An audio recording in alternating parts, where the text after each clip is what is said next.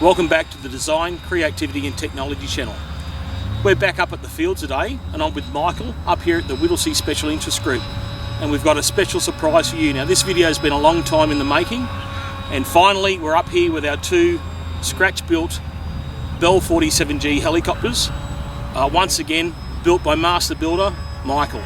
Welcome Michael, good to have you back on the show. Good, thanks. Can you tell us a little bit about the choppers, Michael? Okay, well, as Aaron just said, they're scratch built, and when we say scratch built, the frames are scale frames. They're actually modelled off the real Bell 47, so it was difficult to make things fit.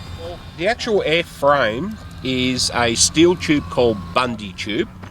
It's mostly found in the use of hydraulic and fuel lines, so it's a very thin wall.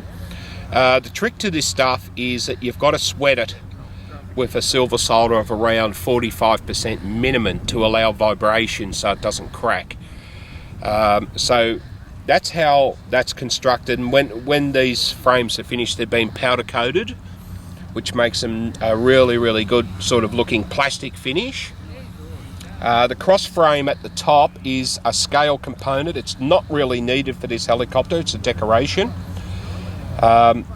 All of this on the main mast and that, they're all hand machined and made in scale. Basically everything we've tried to do here is keep the airframe and the tanks and their function as closest to the real helicopter as what we can. We're running power plants which are Sanoa, and these are G30cc engines, so they've been modified. Some of the other aspects of the scratch built is that the tanks are real. The tanks function exactly in the same fashion as the real helicopter. So they've got the breather tubes, they've got the cap for filling, they've got the drainage drop box underneath.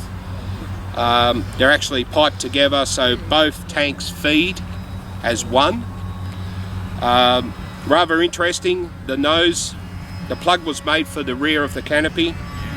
These spears were blown in perspex and then formed and shaped to suit. Okay, so the dash that's in this helicopter is identical to the other helicopter. Now it's always a challenge to build a dash and build it clean. Now these gauges are printed, then we put the plate under the milling machine and machine out all the holes and drill all the holes and then place everything else. Everything else is printed so it doesn't light up, but the radio's in the top. There's more scale detail to go into here later. The battery on the front of it, the cushion padded seat, aluminium floor. So there's still more to do, but you just go along at a slow pace and get it right.